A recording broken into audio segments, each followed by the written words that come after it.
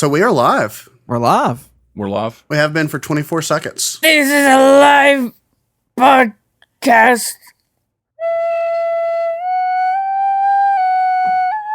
I know what that is, but I don't know, you know? It's an accordion. Oh my gosh, it's real. It wasn't, really is it an wasn't accordion? fake. That's real. Please. All I have is a fidget What is spinner. happening? And this is why I'm taking a break.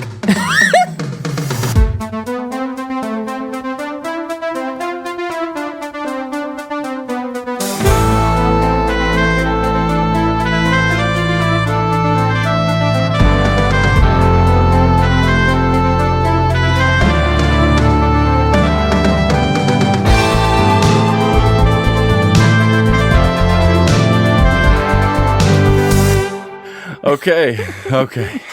All right. I'm going to take up all your minutes. How is everyone? How's everyone doing? We're doing good. Good. Doing great. Doing good. I missed you guys. Mostly. Yeah, I Same. can tell. It feels like it's been so long. Like 476 It has years. been a It long really has been time. forever. Pretty sure time doesn't work this year, right? It doesn't. It's like It's the August year is gonna without be a Santa over. Claus. What is life? Oh, that's sad. It is Very written on sad. paper. Be It ready. appeareth for a little time, and then it vanisheth away. Vanish. So we have a lot of things to talk about. The longest season ever.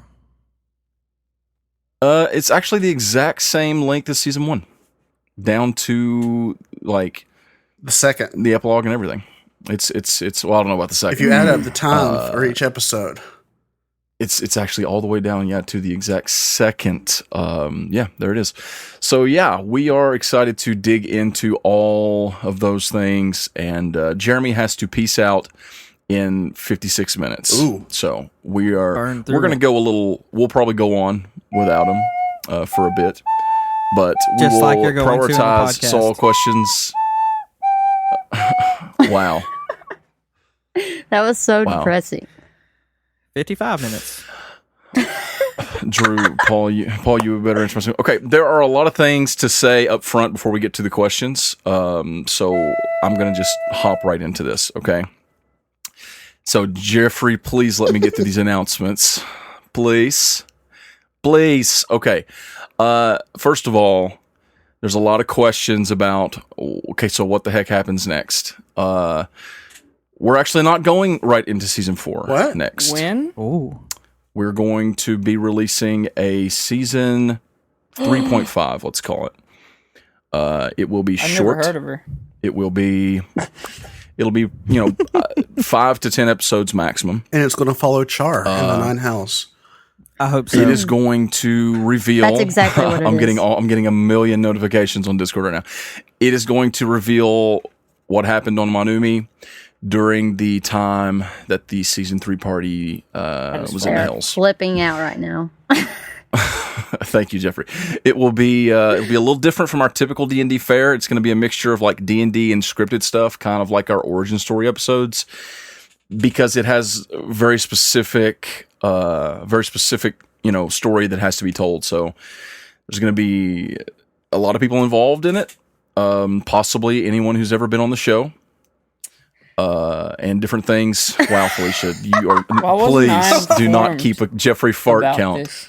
You never were. said a word. I literally told you guys this immediately when we finished the You didn't epilogue. I don't tell me remember that. He anything. did. He did tell you this, He did. Jeffrey. That's a lie. We were there. Yeah, We were all there. that is a lie. So 5 to 10 episodes. As far as when that's coming out, I don't know. It's going to feature a number of NPCs and PCs across Manumi. It'll answer many of your questions about what happened, what happens next. I'm excited to get it out there, but it's definitely going to take some time to put together. So please be patient, and we will get that to you. As of like today, what's that? Yeah, PB&J will be a part of that, obviously, and some others. So look forward to that. PB&J. Fear it. That makes me very excited. We are going on a break Who's right that? now. We were on a break. everyone. We're not recording right now. I mean, I'm obviously working on editing, and writing, and some other things. Many of us have experienced and are currently experiencing some pretty serious life changes, like job changes. Obviously, have a newborn son. He's now 5 weeks old and requires a lot of attention. Yeah. But there's a list of things. There's a long list of things that I am going to finish before we get to season 4. Not only the 3.5. That's the next big thing that we have coming. But also writing and working on 3.5 and season 4.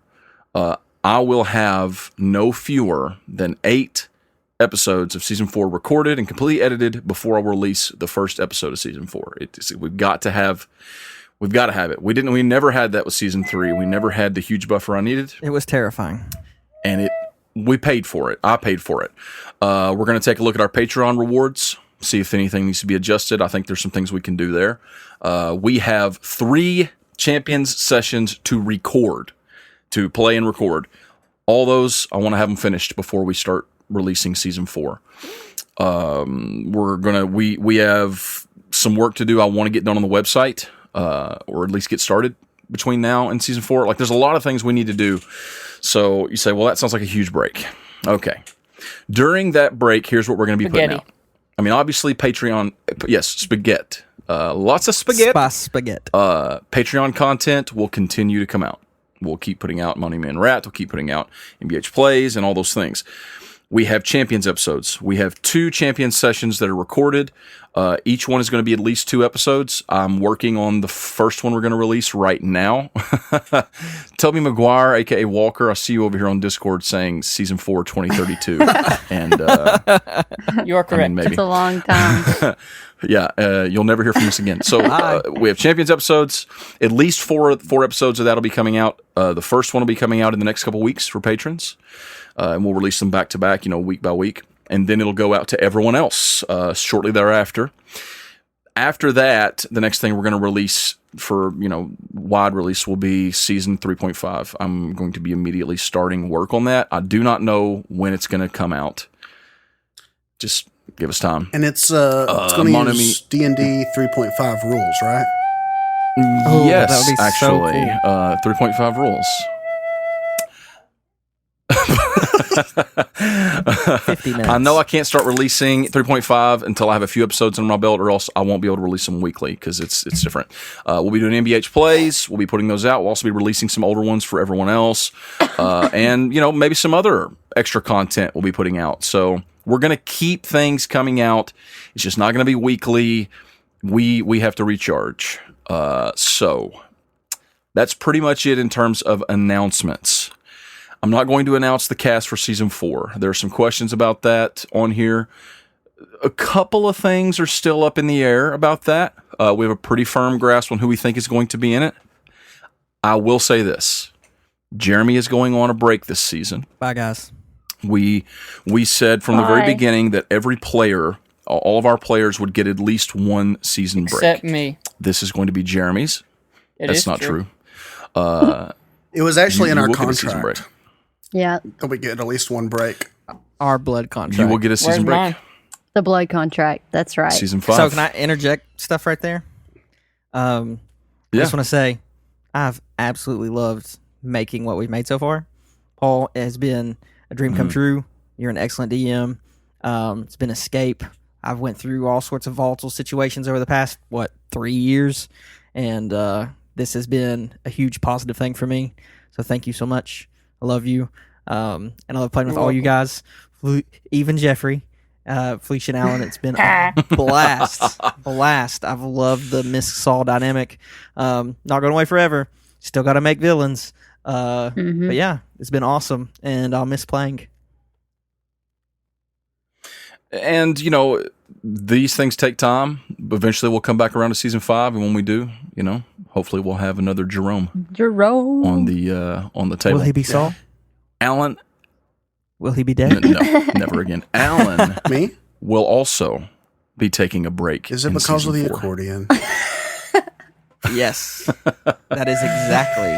It's not. It's just because of scheduling. Alan needs to be in season 5, and so this is his only chance. My only chance. And Jeremy needs the break now because of son and new jobs and life. So that's what we're doing. The only person who doesn't get a break, as was stated clearly over here by I think Drew, is me. And me. No rest for the weary. Can't do it. You get a break, Jeffrey. You'll be sitting in season 5. I told you. I'll tell you You'll be what. Sitting. Me or Felicia Okay. one can do season 4.5, and you can take a break. There it is. Mm-hmm. There it There is. you go. Okay. So, I mean, like I said, I'm not going to announce season 4 cast yet. Still a lot to happen between now and then. But we won't have an Alan, and we won't have a Jeremy. So they will be missed, but they'll be back. We'll be missed, but They'll be we'll missed. be back. Mixed. We missed. They'll be missed. Let's begin with the season Let's 3 just jump talk. right into it. So, Oh god. Jeremy, why don't you start us off? And the thing is, like, we're gonna sort of freestyle here for a sec, just Whoa. between us, so that you all got a chance to say what you need to say, and I will probably Freestyle. weave in some questions that we have that tie into what you're saying. I keep hitting my mic with my hat, Bill. I should probably take Take it it off. off. See, Wow. The Hey, Thug look Life at the picture. Discord. You're a meme, bro. Oh my goodness, Walker, you are depatroned.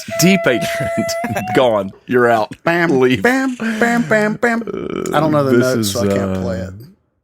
I love this, and I'm Oh. saving it.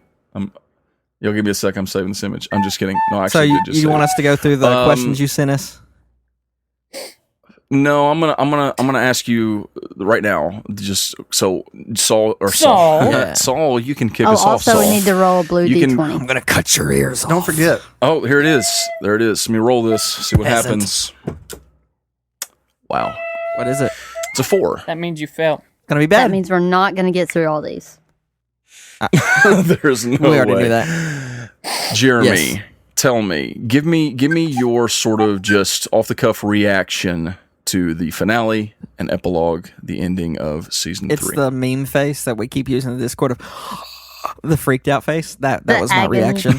the agony Yes, face. it's Agony. crazy. I loved it. I did not predict seeing Lorik at the end. I did not call the ending at all. Zero called the ending in any way. Which I love. Yeah. Paul said it perfectly. He's like, you guys, you won the finale, but you lost the epilogue. Oh my gosh. That's some heavy Aw. stuff. I had to apologize to Felicia after we finished the epilogue because I felt like garbage. Oh It my was God. very heavy. It was bad. It was hard. I've heard so many complaints about that, and we're gonna dig into that. In a minute, Yeah, but- I'll save that for the question, but it was painful and amazing, and I'm still totally hooked. I have so many questions. Saul wasn't in time. Yeah, like his whole thing was, I'm gonna go save Misk, and I'm gonna be back in time to do this. Hmm. Turns out the Unchained was in the hell, so he's like, okay, I'm gonna save Misk, and I'm going to stop the Unchained. So, from his opinion, he won the bet. From the Shade's opinion, probably not. I don't know. I loved it. It was great. It was a good ending. It left enough in me that I'm very upset that I'm not in the next season. But I can't wait. I cannot wait to see where it goes. So, Alan, Me. how did Char feel about the ending? Char? That's a good question. As far as the ending goes, he was conflicted because Yeah, he was like, yeah, we won. But then when the epilogue came, he was like, oh, I don't know about this whole work thing, And so, like, he's not really sure. He likes the idea of having power, but he doesn't like the idea of having responsibility. yeah, And, as they say, with the great ability comes great accountability. And yeah. Yes. he's not all about that.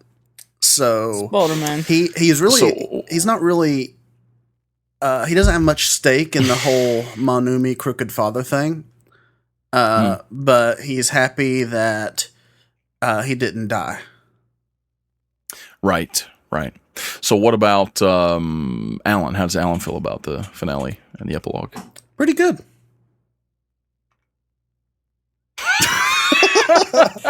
He's still just putting around. No, he liked it. He was surprised. There was lots of shocking moments. Nothing quite as there wasn't any devastations or anything until the epilogue, but there was a lot of just unexpected stuff. There was a lot of crescendos, and he was like, "What?" Yeah, and then afterwards he was like, He's not going to be around for a season to fix this. But he knows that Brackle and Jim are out there and working on it. And so he feels pretty good. Yeah, his he cousin. assumes that Brackle and Jim are out there. Oh, no, I know. I can tell. How about Felicia? How's Felicia feel now that the epilogue has been released? All the holding back from season 3 is finally out in the open. I really like, I like just being free of not having to keep a secret because I'm not that good at keeping secrets. And we would start talking about the podcast, and Paul's just like, "No, stop. Just no, Felicia. Just stop. Don't ask Felicia." So, that's nice to be free of those secrets. Kill instead. Isn't it, though? Did you like the ending? The ending, I was very shocked, but Paul told me a while back, I think I know the last words of the season. I'm like, that's not good. So that scared me. Yeah. But that could have went both ways. But how'd you feel about the epilogue, though?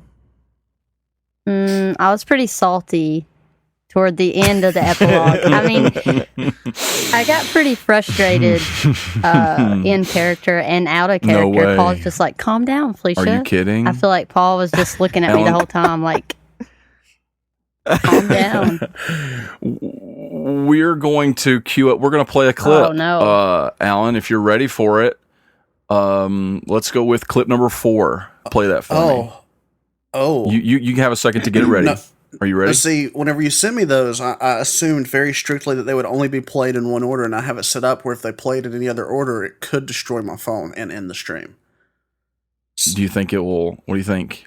Know what you become when you throw down your crown? A peasant. Is that really what you were going to say?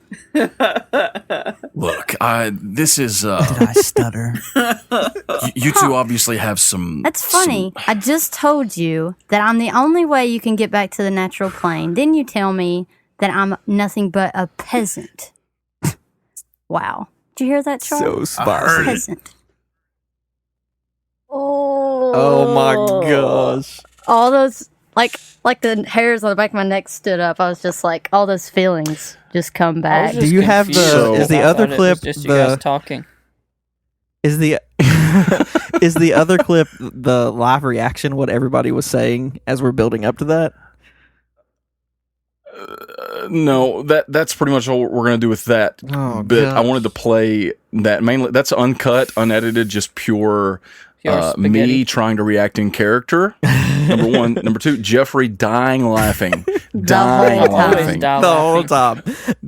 And you can hear the salt in Felicia's voice. Oh yeah. Well, there's 10 seconds of man. Alan and Jeffrey all like he's about to say it, and he's like, oh, I know what he's gonna say. He's gonna call her peasant. He's gonna call her peasant. Yeah, like I know what he's gonna say. I know what he's gonna say. When he There's said 10 it, seconds I of that. It literally, was tense. I literally asked, is that what he's going to say? Did he just say that? Yeah. And that Did was he me just say that? as Felicia saying, did he just say that to me? Because that, She straight up turned and looked at Paul like I was like, did he just say that? Sorry. We're gonna dig into all that. Let me just quickly hop through these last couple things. Jeffrey, any reactions you want to share about the Thanks, finale though. and epilogue? Okay. All right, you're welcome. All right, moving on. Any questions? Any prescient questions right now that need to be addressed from the players to me? This is your one chance. questions gosh. for the whole everything? towards No, Paul. from you. Like, do you have a question for me? I was This is your gonna chance. ask, when Saul and Misk's mother got sent to the natural plane, did they make her Natalia. do the ritual? Or did she just get sent through a portal She got without kicked doing the through. ritual? She was kicked through a portal. Oh no, yeah, they did the ritual. Oh, they they did did. the ritual for her. Well, I mean, with Saul, when Saul and Misk, when both of you came through, you had a mage To open up which in portal. Saul's case was Marie, who performed the ritual to open the portal, and then Saul stepped through. Yeah. They performed the ritual and then kicked her through it, and that converted her. She's a tiefling Great. now. If that's your main Yeah, question. so Yes, Jeremy, do you have a question? I feel like I've been wanting to have this conversation with you a while. I totally misplayed in the epilogue because if Saul/Jeremy had been thinking, he would have talked to Vance and been like, Vance, you need to go with me so we can go, destroy this stone in Monumi. And he also would have went to Marie and been like, yo, if you do this, you're going to forget who you is. And like, we're going to show up over in the real world and not know, like, I'm going to know everything. You're not. Mm-hmm. It's going to be terrible. Terrible. Also, Yeah. he would have talked to Misk about the fact that, Mom probably doesn't remember who we are. Also, I all I those misplayed things. in the epilogue, but not by doing what I did to Misk. Yeah, we're going to get into that. Hold that back. Any questions? None of those things were questions. Roll my Do you have a eyes. question? Yeah. So my question is, Do you have a so question? in all that misplay, the question is, in your opinion, did he win the bet or did he not? He can't give you his opinion. Oh, He's do I the answer that? NPC. Do I answer that? No, I'm not asking the shade. If I give you my The opinion, shade. I want to know what Paul, the listener, Paul you is the are. shade. no, he's not. What? that you are asking Paul's the the shade. shade? Look at him right okay, now. so He really is the shade. oh man, But he's wearing a hat. think I can't tell who he is. What? Paul, Jeremy, and Okay, Alan's okay, cameras okay. aren't even Alright. showing on mine for some reason. Oh, All right, really? all right, here's what I'm gonna do. Here's what I'm gonna do. All right, Listen. we're there's just too much. There's too much. We're gonna skip ahead. Did anybody have Alan, Jeffrey? Did you have a question for me? Either of you? What happened? Like I don't know, man. I'm That's sorry. also what I wanted to know. We're gonna find out. also, You will find out. is there a sky? All right. Where is the orange? Dear Okay, God. I'll ask a question. Really I'll ask a quickly. question real Please ask a quick. question. Okay. Yes. So the Mhm. the stone that Saul has in his possession, is it in Yeah. any way affecting Saul's emotional state? Because Miss doesn't think Saul would call her a peasant in the epilogue. Well, she'd be wrong then. You're asking 'Cause he me had the is stone. the stone like one ringing Yes. Saul? No. Loser. Misk is so mad. Sorry. Can't help you. Calm down. That would be Misk. such a cop out, and Saul would not be held responsible for his own actions. Truth. I'm just like, asking. I'm He's just responsible. Felicia's No, just it's a good mad because question, her and there's been a character lot- got roasted because she He did deserved not it. get roasted. Or she did not get roasted. No, it wasn't a roasting. It was was a a fight, fight. It was an Vance. argument. And a It roast. wasn't really an argument. It was just a fight. Okay. You're a Real roast. quickly, just Thank you. not dwelling I on like them. Just roasts. spitfire. Favorite moments from season 3, Jeffrey. What was Oh, one of your favorite God. moments from season 3? My favorite moment? I don't remember it, Yeah. so I'd have to think about that. Like, Okay, Jeremy. Crowning Misk. Favorite moments. Okay. Coronation of Mist pretty That's a good good moment. and the cutting off Cerastus's ear, and just Cerastus being part of the story in general. So cool. Yeah. mm, Yeah. Yeah. Felicia. Lorik showing up was awesome because he was definitely one of my favorites in season 1. Because I literally flipped out.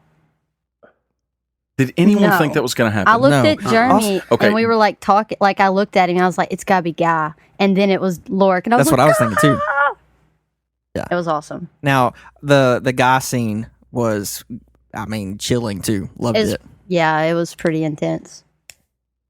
I like how the party got together at the beginning, in Char's murder basement. That was pretty cool. The whole like Oh, yeah. tornado Right, and was stuff. good. in the epilogue. Yeah. It feels like so long ago when we dropped the reveal that Vance was a primary character in It season was 3. really cool too. Also, I loved how the whole Misk story and Saul's story kind of played out, because like you kind of see her beginning and her end, kind of. I know you might see her again, but like for real, like I just knocked something off. But like you see that beginning and end, that was really cool for me. Saul backstory. Saul backstory was cool. The reveal that Misk is actually Dang. evil, a Yes, monster. that she's a peasant. I'm not letting you troll me, Paul. Who tried to destroy not her letting you brother troll me. and may have doomed her mother to a fate where It was she's all a your peasant. idea. It was all your idea. It was We talked our about idea. it. No, You it was said, our idea. It was our idea. I said, "What if?" And you said, "Yes." Okay, whatever. And it That's was what happened. great. It was a great story. It was great. It was wonderful. It was wonderful. And also, Misk has shown those little bits. We keep going back to Saul and Misk. Jeffrey, favorite The moments. whole season, He said he'd her. every part with Sir Give me- Vance. Oh my gosh! Come on, Sir Vance Sir had so many Vance great had all moments. the best moments in Well, the whole like he- season. So, I mean, it's just okay. facts. Like when he showed up, Wow. that was a great moment. Yeah, that was awesome. It was was. It awesome. was a When great he moment. Did anything that he did, that was a great moment. That was awful. What about Come all on, his Jeffrey. awful roles in the Please. or the finale? Remember that? The one. That's just I'd say the greatest moment with Vance to me is the final reunion between him and Guy. It's Yeah, just wow. that's gotta be Listening the back to greatest that, moment I for get sure. chills every time. But there are a lot of great when he moments first revealed his with sword, Vance. the evil sword, the Hellburner blade. Oh yes, Yeah. the Hellburner I blade. farted again. Oh, thank you. That's number 2, Felicia. Howler, possibly my favorite NPC ever. I don't know. You're welcome for that. Howler. The- Alan. I was just gonna Me? keep naming every single really cool part. Okay, we got it. Alan, favorite moments From what? from season 3. Alan. Oh, Come on. right. Come on, Alan. Come on. Burning down Come the on. library. Yes. Yeah. That was great. I was like, take that, owls. I put that on my list too. That's cool. That's so Burning cool. down the library. Anything else of mention? Eating the horse. Yeah, oh my god. Oh, yes. Eating the horse. You know, I just totally eating the calling horse was so good. Miles, saying that he can call Saul. Oh, yeah. That was a great It's a long moment. Yeah, that was- freaking yeah. season. That was touching. It's like 4 years Yeah, ago. it seems like that was So much happened. forever. I also liked It whenever was. that person sat on the throne and got burned up, and we were all like, "Oh, jeez." Whoops. And it was almost Misk. Yeah. Yeah, I almost got roasted. I have she would have I don't think Misk would have actually been destroyed, but holy cow. Only a she wish would have been spell. really yeah, it would have been bad. Okay, I also so love the part where Miles made the ultimate love sacrifice for the woman that he loves. wow, what a And great Misk moment. is just like, like, honest to nope. God, like seriously. Like what a powerful Misk wasn't No, that he way. was very Just touched by- Felicia. No. That was later. Erase back to the first 15 episodes. What an amazing episode 15 had some amazing Yeah, it scenes did. in it. That was powerful. Miles, confessing to her the final tender moments between up, Miles and Jeffrey. Misk, Saul telling Miles he can call him Saul, them hiding in the bathroom together, and then Saul getting stabbed in the chest. Oh my Oh gosh. yeah, that was Oh fun. yeah, that was Still, intense. I cannot I believe think my Char's alive. I think my Me favorite moment, I don't know what my favorite moment is. One of my favorite moments is the reveal that the Forsaken was here in the Hells. The headless dragon, when it dropped in, and Jeffrey says, "I quit." Oh yeah. And everybody starts like freaking out, like, "Oh crap!" But like, I went into that thinking this is going to be this awesome moment. Everybody's going to go, "Ah!" No one We did were all that. like quiet. Everyone was just like, "Oh no!" Like everybody was just like, Jeffrey says, "I quit." No, this is not. I was happening. like, I refuse. we're all dead. And We're all dead. everyone was almost mad. It almost seemed like everyone was mad at me. PTSD. That was just a great from moment. the fact that he murdered all of us in the first season. She did. Murdered all of us. She Yes. did. Oh, Okay. dear Jeffrey. Alan. Me? What? Yeah, let's play 2 clips. 2? Which ones? Well, let's start with number 1. So this is going to go back to the question that Saul asked. It's simple. You have a choice to make. You've been killed, sacrificed, if you will. But Murdered. your life force still persists. And so I'm here to give you a choice. You must decide whether you are going to return to the mortal coil, Manumi, the natural plane, and continue the task which Paylor has set you. This is my favorite Are you moment. going to continue on to the Hells and rejoin your sister and the human, of course, the disgraced paladin, and the elf touched by fire? That's not a choice. Touched by Yet fire. it is a choice that you must make. You want me to abandon Misk? Or to risk going to the Hells and losing the world? I don't want you to do anything, said Saurus. I expected you to be dead, frankly. Whoops. A dagger to the heart is not a thing that one can easily survive. Here I stand. Yes, you do. And your god would like for you to return to the task at hand. But I am giving you a choice. What will you do?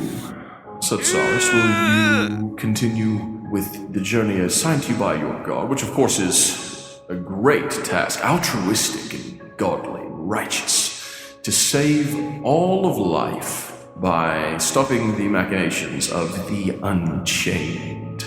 This is why D&D is the greatest game. Will you save your big sister? That's the first time I ever heard that. Oh, Jeffrey. Serious? You're the worst. Both. It's the first time Alan's ever heard it too, probably. Was the big sister part Oh my god. foreshadowing Hulk Misk? Ha, I get it. No. It wasn't. So, Saul made a choice. We're recording, and Jeremy says, hold up. Paul, over the table. Are you telling me that what I decide now, like I can choose? Like, can I honestly choose? I said, yes, choose. Do you go to the Hells, save Misk? Do you go back to Manumi to save the world? And whatever you choose will shape the rest of season 3. And Saul made his choice. Play clip number 2. Is that the second one? That's the one, number 2. Oh my Through the gosh. gate,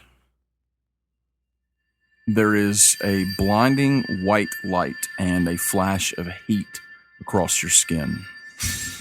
There's a sense of rising and then flying upward. It's the opposite of what you felt when you first came to the Hells back when Char stabbed you in the chest.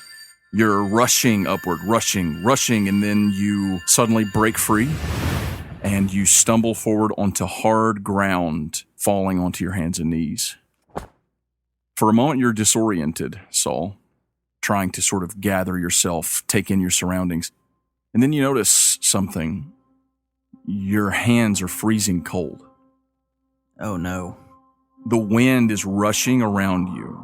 You push yourself up off the ground, which is covered in a thick Spaghetti. blanket of snow. You look around you, you don't see anyone. Saul stands up and smells the air. Does it stink? It stinks. You stand, your eyes adjusting to the light, and you look around, and what you see is an ocean of trees. But all of the leaves are gone off of all of the trees. They're barren. There's nothing but icy winds and hefts of snow. You have finally arrived. You're in Falling Grove. Oh, But you're too late. You're too late. spaghetti. Still chills. Still chills. My soul hurts. Mostly because it's winter outside. That's why you're chilling. Wow. It's all ogre That now. was, intense. That was intense. Couple things. It's never winter in Falling No Grove. kidding. Wait, what? But it is. It is now. There is no winter.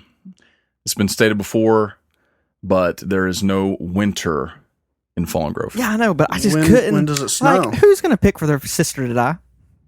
Who's gonna pick it? Yeah. Yeah, no, Exactly. The absolutely. guy whose You sister had to tried to choose kill between him. the world and your sister. He didn't know No, he didn't that. know that. Had he known that, He probably probably would still have would've made the changed same his choice. mind because he hates Misk. nah, he would have made the same choice. Yeah, probably. Okay.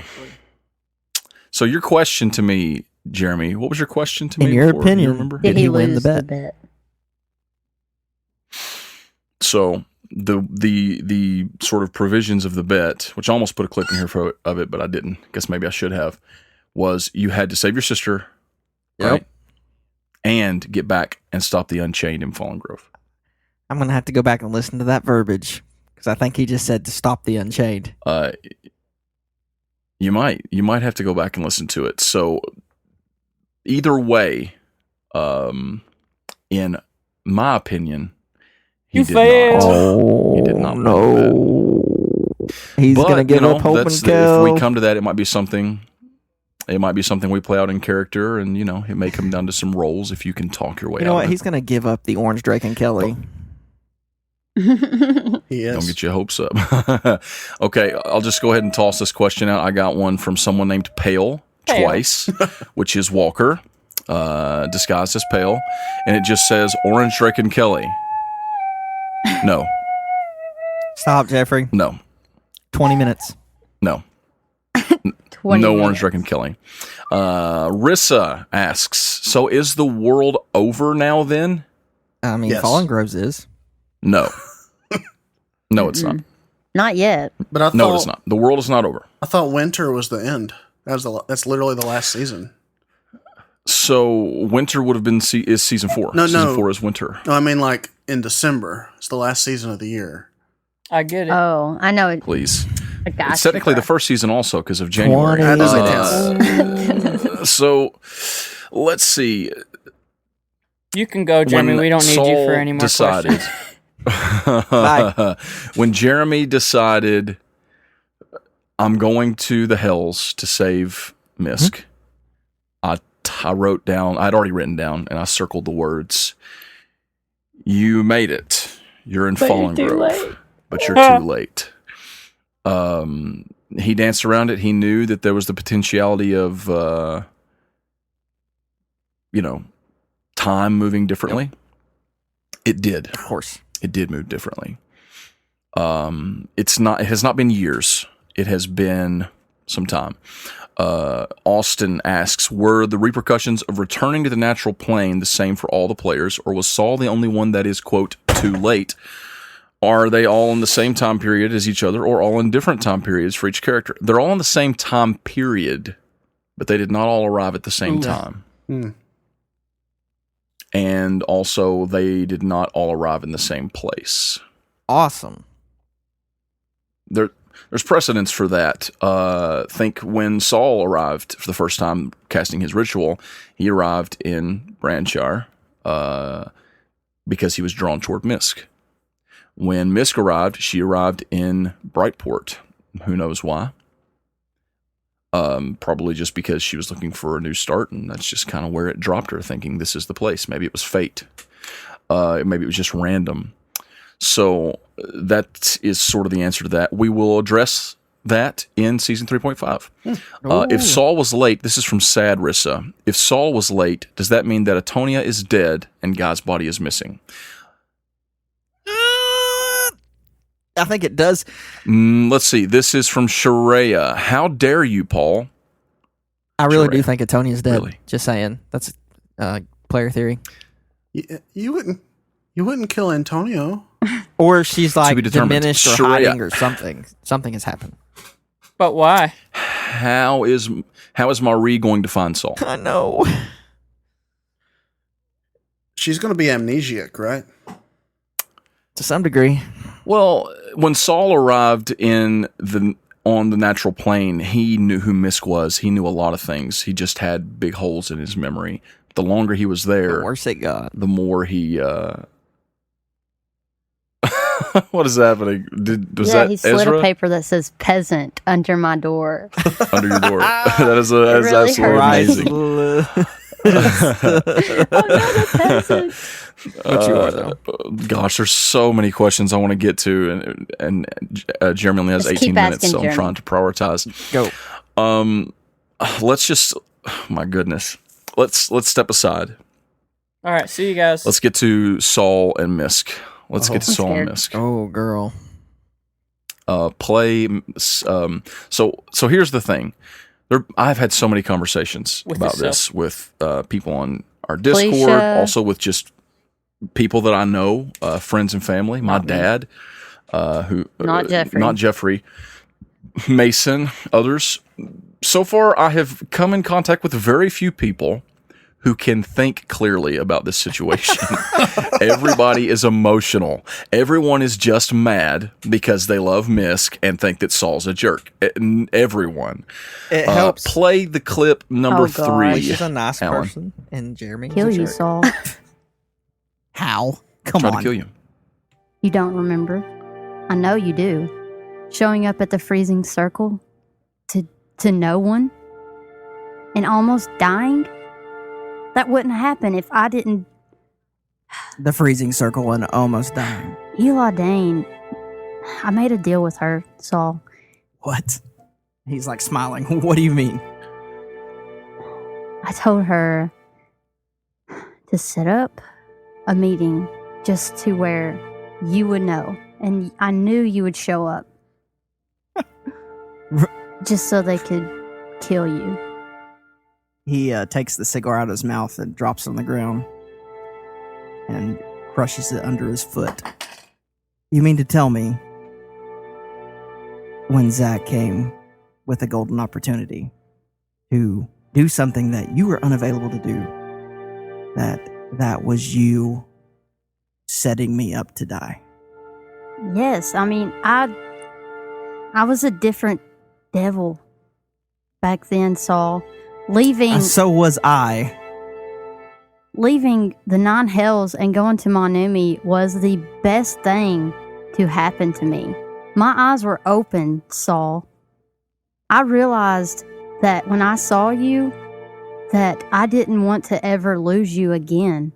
And then coming down here with the chance, remembering everything and just seeing what I did. Very emotional. Just seeing. I'm sorry.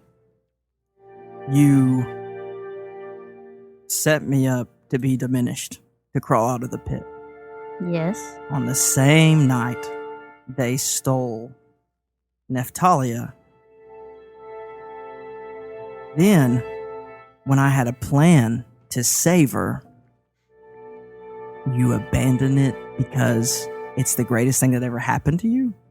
It's the greatest thing that ever happened to you that your mother, likely now, has already made it to the void. You had a right to know. You put everything out on the table tonight. So I had to too. Misk, I appreciate the truth, and I believe you do want to be the devil I met in Monumi. I'll probably need some time to chew on this one. Don't you think? Yeah. That's fine. But as far as tomorrow goes, just know that I do have your back 100%. If afterwards you don't want to speak to me ever again, that's fine. You just take your time. And she's gonna walk out. Go to bed. Yeah. Saul mutters to himself, "We'll see." And scene.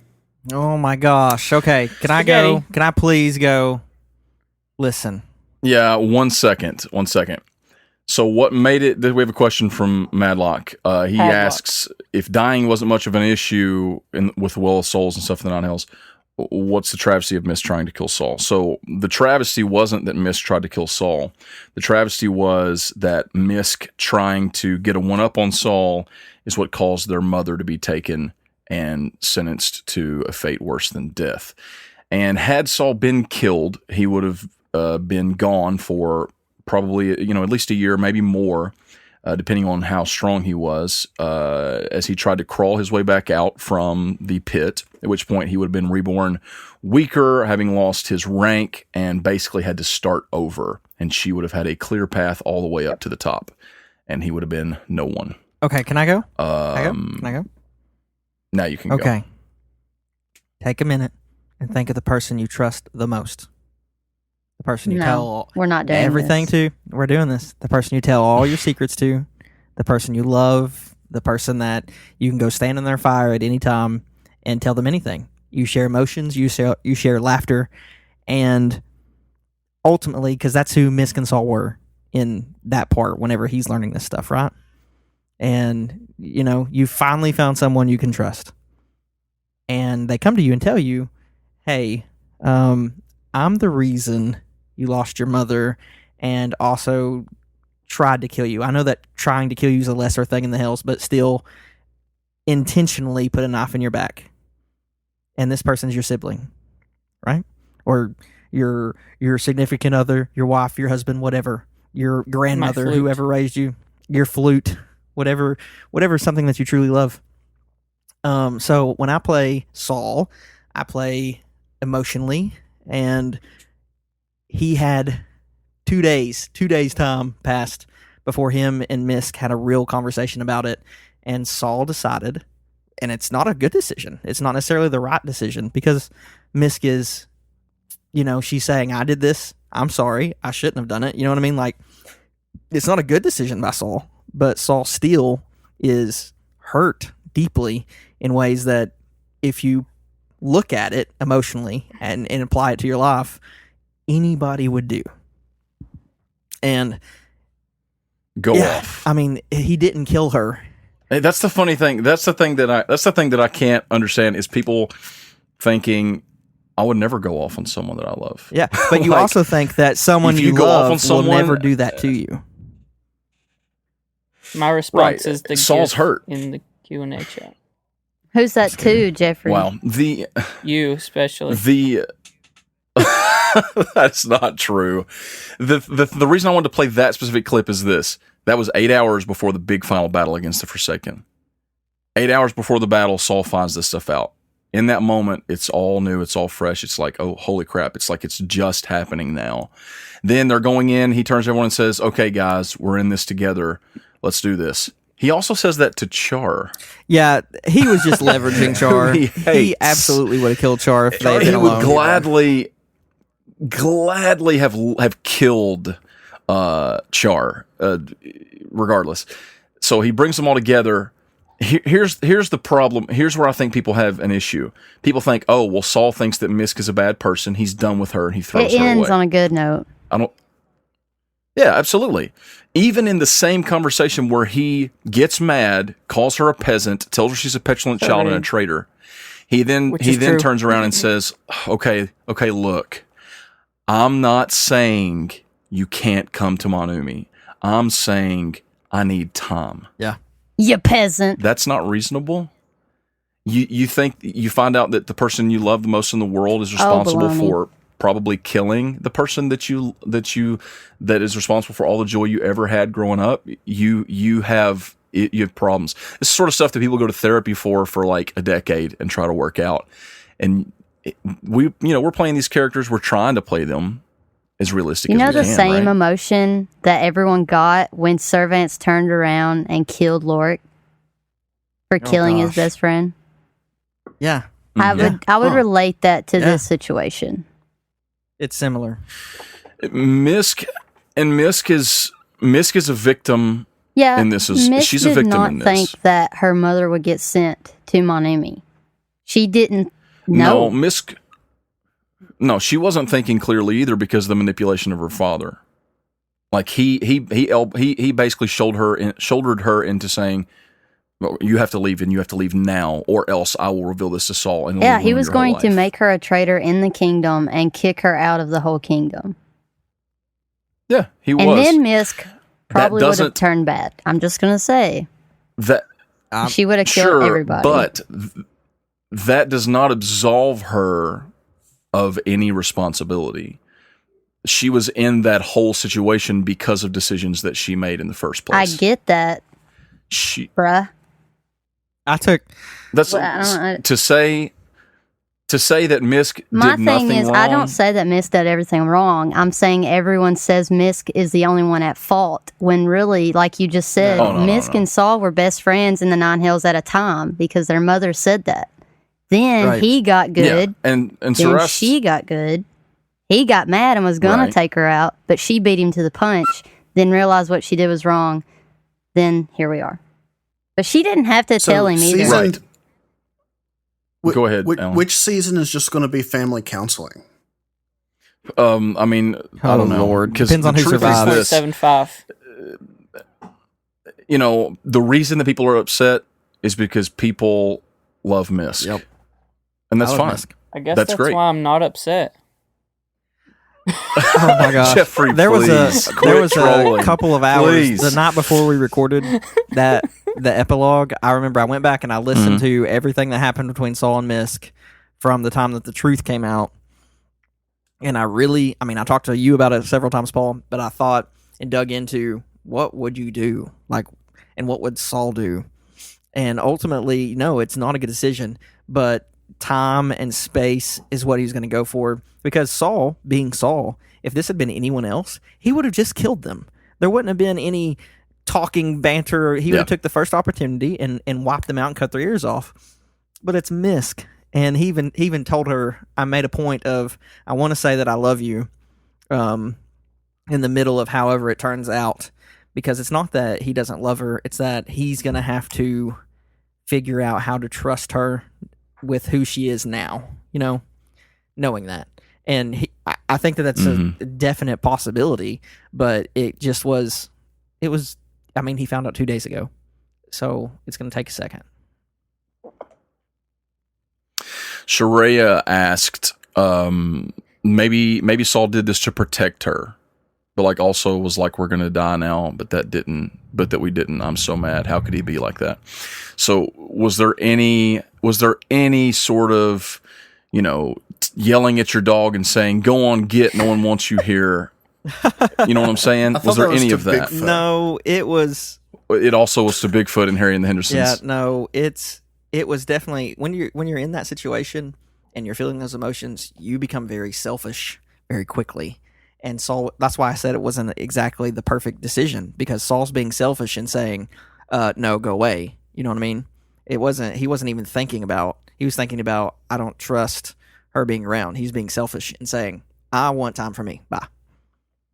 So, yeah. Right. He is upset. He doesn't know what to do with his emotions. I would love for that to be the case. It's just, that ain't what happened. So with all this going on, this is from Neil Grage. Hope I'm saying that right.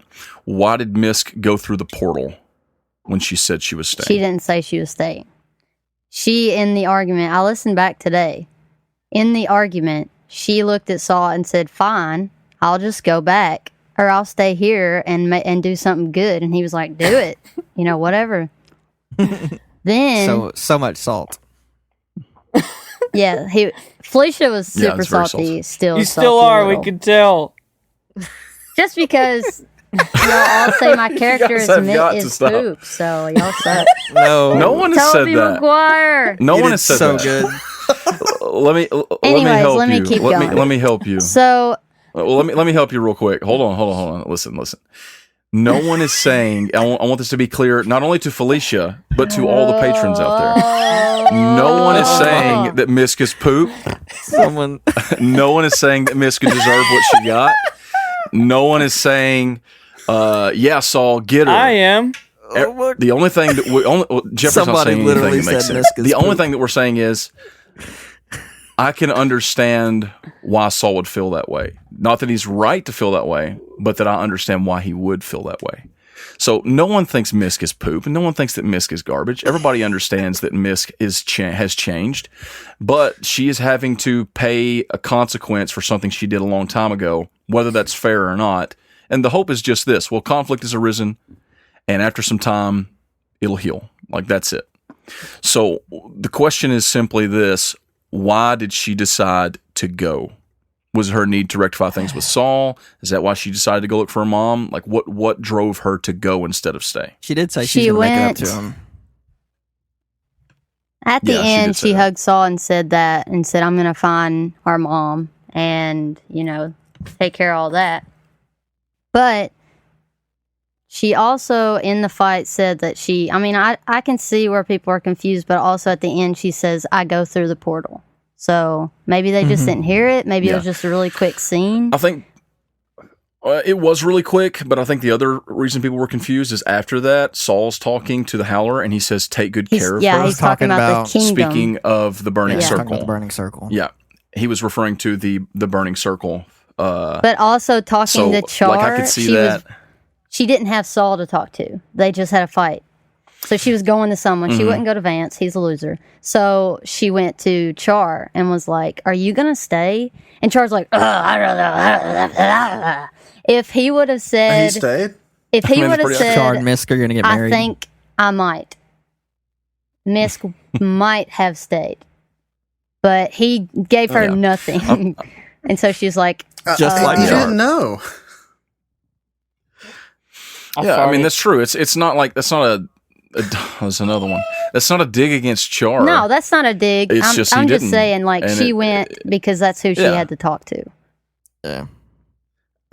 It's pretty bleak Um, when Char is who you have to talk to. Well, that's what Austin said. Char is the Yeah, worst person to that's true. confide in. That's all she He's had right. at the moment. She would have went to Saul. I mean, You got Flicker? Char didn't recognize you were in dire straits. What? He was just like, I don't know if I'm staying. All right, guys. If you got any last thing to throw at me, this is it. Well, I'm not in your Yeah, presence. I'm trying so I to can't double really check the throw notes. anything at you.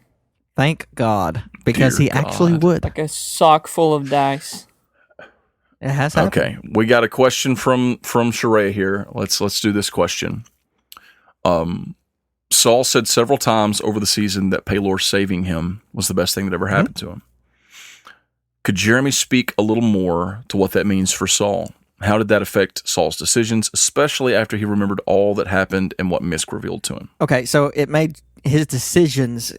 Think of Jelly. He actively is trying to not be a murderous, evil devil 24/7. How did it affect his decisions with the Misk situation? He is utterly new to trying to change his ways from being a dark, evil person. You know what I mean? And he was in an emotional situation, so he really didn't weigh that. You know what I mean? That's if he did, that's where he was saying "I love you," and he wasn't just saying "I hate you, I want you to die" and killing her. That's the difference. Saul is a work in progress. He's only recently taken up the banner of Paladin and is still learning the ways. So he'll get there. And I think that if Misk and him ever come across paths, that it will be a different Saul you'll see, because he is not done trying to become a good follower of Paylor. Will Saul continue collecting ears after getting his father's ear, or was that the ultimate goal? I Is will that it? leave that Is he done? to if you ever see Saul again. You will. Eli, let me ask you this real quick, and then we'll go. You're done after this. You're free to go after this. Eli asked this question, and I want to address it while you're here. It's been established that devils lose memories when they become tieflings. Is that just the case for Saul and Misk, or will Marie experience the same thing? I'm so upset. Marie will experience the So same upset thing. of this. Oh, that means Char's got a chance. That doesn't mean that she will forget everything. I mean, look at Misk. Misk forgot her mother. She forgot, a lot of other things. And the longer she lived there, the more she forgot.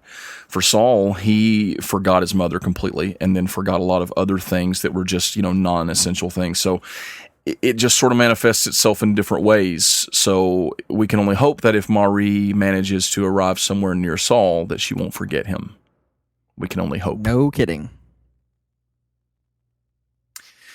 Saul, Jeremy, there are a lot of questions I'm sure that you would love to tune in on. So we will do another live Q&A in September for patrons, and we'll see what happens. Yeah, I'll but be able to help. Oh, you got to go. It is that time. Hey, All right, bro. I love all you guys out there. It's been a pleasure, and you four too, and everybody watching. Bye. Miss you guys. I'll see you in the next Q&A. I know I'm in some NBCs coming out. Yeah, it's been real. Glad you'll be gone. Bye. Thank God Felicia, you're going on a break. I love you. Heaven, please. Miska's not a poop character. I love you too. Bye. I love your character. Miska's my favorite character right now. No kidding. Good riddance. What? Everything that I've been re-listening has been Misk stuff, so I love it. Love it. Awesome. All right. Thank you. Bye, guys. Bye. Goodbye, Jeremy. Jeffrey. What in the world is... Okay, all right. That's Mario. Okay. Wait. Okay. It was his game over. Jeffrey, I have a question for you. This is from Shareya. What the heck is Vance's inverse Hellburner blade? What is it? The What is it? secret that will never be revealed It's a secret to everyone. It's a secret to Never? Jeffrey too. until I just came up with it randomly On the spot. Like- Came up with it on the fly. while we were recording. Did I text you and say, "Hey, this is a cool idea"? And you were like, No, you and I were recording separately, That's what I just mean. the two of us in that scene with you and Howler. And you just said out loud, you were like, "So what if this?" And I was like, "Oh my gosh, yes." And we decided to go with that and develop it right there. There's still a lot that's not known about that. Maybe it's a manifestation of Vance's like divine power coming back, mixed with his warlock power. You are you took the blade warlock Hexblade? path, right? Yeah. "Yeah, Or did you? I have the Hexblade curse, so I'm assuming that's Okay. Yeah.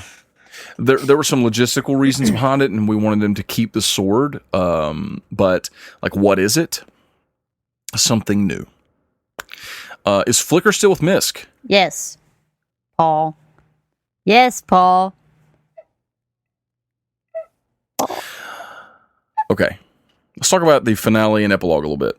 Which one? Paul's not going to answer one that. for season one 3? Q&A. TBD. To be determined.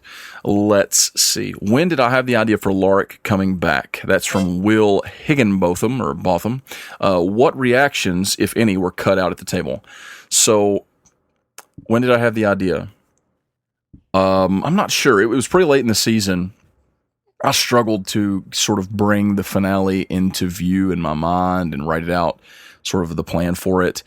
I didn't want to. Sometimes I'm afraid bringing back these old characters and stuff will seem just kind of like, it'll take the Just joy throw out of it them or in something. there. But yeah, it's like, yeah, whatever. But I don't know. It was pretty late in the game. I decided to do that, and I thought it would just be really a cool moment. It would sort of give Lorik a chance to shine one more time, and also be cool for the players and the listeners. And it made sense to me, because Paylor can't do anything. This is his way of helping. Okay, let's see. Is Char the only one that stayed behind in the Hells our only hope from Shareya? Yes. Alan, what do you think? I He agree. is Okay. our only hope. I'm looking forward to the Char season when it's just Char. And he joins forces with the Crooked Father. And they have... It goodness. basically turns into the Odd Couple, They're in their little hellish compartment hanging out. Char is really uptight, and the Crooked Father's really sloppy. And, yeah, it's the Odd Couple. This is from Julius Caesar, a.k.a. Walker. Can there be a musical episode in season 4? Yes, that would be so funny. Et I told tu you that, Brute. man. What'd you say, Jeffrey? Brute. I mean, that would be really cool. Also, my goodness, what an enormous amount of work that would be. That I would think be we could do so it. I much think we could work. do it. It's not a question of whether or not we could do it. It's whether or not we should do it. Like that's the question. Okay, guys, this is It what would you have to almost look for. have it to right be now. like a scripted, because you'd have to figure out the songs, and that would Oh, be no, awesome. yeah, it would have to be scripted, like a yeah. Christmas It special. would be like a Disney sure. movie where everybody already knows the words. we have a choreograph. question, and I'm going to kind of hop through a lot of these quickly. We have a question from Madeline D. I loved seeing both Dimbarga and Braxton fighting the heroes at the same time. While listening, I noticed that they have a similar type of fighting style. They both seem to have a protective force, the wall of force and the dragon, and they both kind of fly. I guess. Dimbarga's an actual dragon and Braxton just flies. Is that something you were drawn to as a fighting style for a boss, or was it just because they're both trying to accomplish something else? Get the stone, kill the sisters, or is it because they're even more similar and connected than we know? There are some similarities. The giving Braxton the ability to fly is something that he has because of his connection to the Forsaken, to the Crooked Father. The rest of it, I don't know. I never really thought about it, but I guess it is just sort of. I thought it would be a good way to handle a boss fight. It's a good way of keeping the players from just going up and saying, "Oh, I kill you, game over." That's what I did. They have to figure. Yes, it did happen, but it was tough. So it just adds another layer to the combat, which I think is important in boss fights. Okay, let's see, Sharia, what do you mean we're too late? You just mean That's what I mean. too Too late. late. Wait, what is? To say Is it sorry. just Fallen Grove that they're too late for? What about Kjorg and Brackle? Did they not succeed? What did his happened? Or did he? Because his was in the spring. What happened in Fallen Grove is not the fault of Kjorg or Brackle. We know whose Or fault Char. it is, It has. and it he's has nothing going to on do a with break. Is it that guy trusted Vance to make the right decision when it came to whether or not he should bring him back from the astral plane? What? Did God trust Vance to make the right decision about whether or not to bring him back? You know it. What's going to happen? What do you think? Is Vance planning to bring Guy back? I mean, You do not have to answer. do you want an answer? It's up to you. You can answer if you'd like, or you can hold on to it. I mean, he probably wants to, but he doesn't know what he should do at the moment. So he's still I feel thinking. like with Guy saying, I trust you, I feel like that's him saying, whatever you decide, I'm going to do it. I'm not going to worry about myself. Because I feel like that's what Guy would do anyways. He's such a good-hearted dude. So it's like he's going to do whatever Vance wants him to.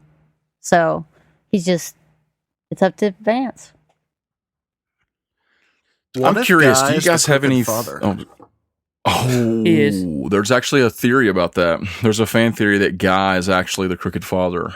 Oh, From some of our patrons, they were talking about it, and I'm like, they figured it anyway. out. Do you guys have? You three? Do you have any theories about what occurred at the end?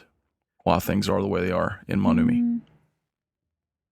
Probably because Do you think Fallen Grove winter is dead? comes after Global fall. warming. So My gosh.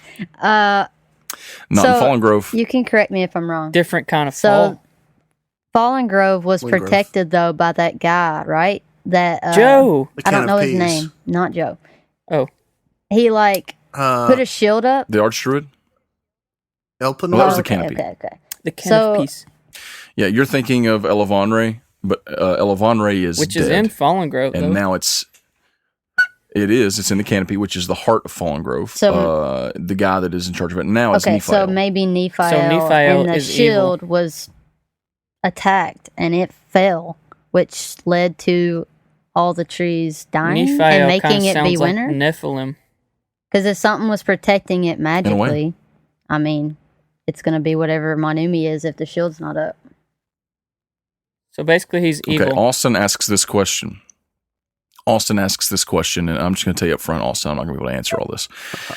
By saying it's too late, do you mean that Saul failed to stop the agents of darkness from doing their ritual to get rid of Atonia's chain? That's referencing season 2. What was going on is the Unchained were performing a ritual to break Pelor's chain, and by doing so, potentially kill him, the god Pelor. Did that happen? Saul obviously failed to stop whatever may or may not have been going on there. Whether or not that means that Atonia's chain is broken, or that she is dead, or that Fallen Grove is dying, etc. Have to wait and see. Does this mean Atonia's been killed? Have to wait and see. In season 2, the episode title Answers, Pelor asked if the ritual had been completed, he would have died. So is it safe to assume the same thing would kill Atonia? I wouldn't say that it's safe to assume, but I would say, It's safe to assume. I wouldn't discard that information. What does this mean for Guy's body and resurrecting him? That's already been asked. It could mean that Guy's body is now gone. Where'd it go? It could also Or not mean that. Atonia took it, 'Cause Atonia- or whatever. If Atonia's dead and destroyed, then Guy's body could be gone. Where'd it go? Wherever she kept it. I mean, it would depend Freezer? on if she had any contingencies in bathtub. place for that. All of those Bunch of things. ice. So, is Fallen Grove destroyed, or is it just simply winter from Sharia? It is winter, But it shouldn't be. and it is never winter in Fallen Grove. It does not snow there. It does not get cold. Something is wrong. That must mean that Fallen It's- Grove is somewhere else. It's bad. My theories about picked the it up and Candle pushed King it being somewhere else. evil are true. That's Ocean what Wrath it is. asks, could the destruction of Fallen Grove have been prevented? No. Yes. By who? Yes, it could have. Who specifically? So, Well, had Saul stayed, then who knows what might have happened. Maybe he could have prevented whatever occurred. What the heck happened with Saul? Also from Ocean Wrath. The Shade, did what the Shade say might happen actually happen, where the Hells move at a slower pace? Yes.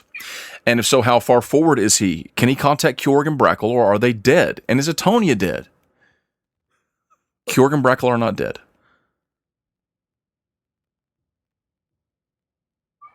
He can contact them. He still has the stone. He could contact them. They're not dead.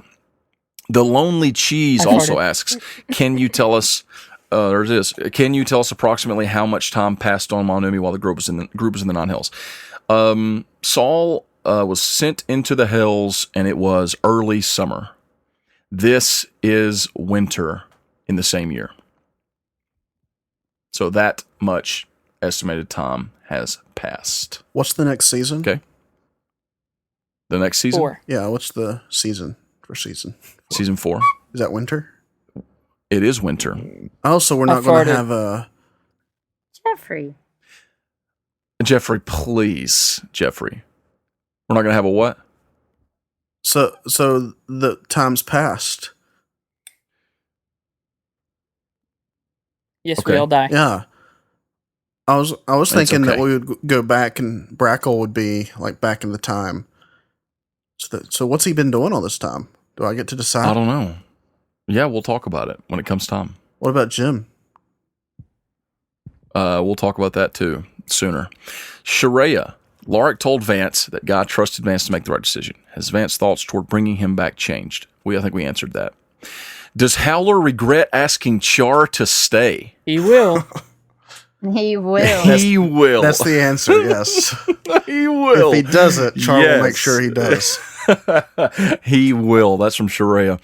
What allowed Vance and Saul to get through the sphere while simultaneously blocking Misk and Char?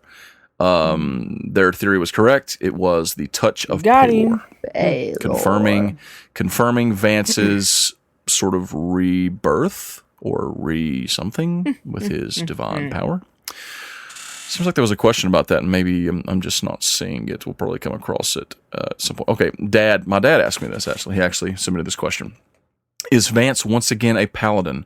This is also asked, is Sir Vance a paladin of Pelor once more from The Lonely Cheese?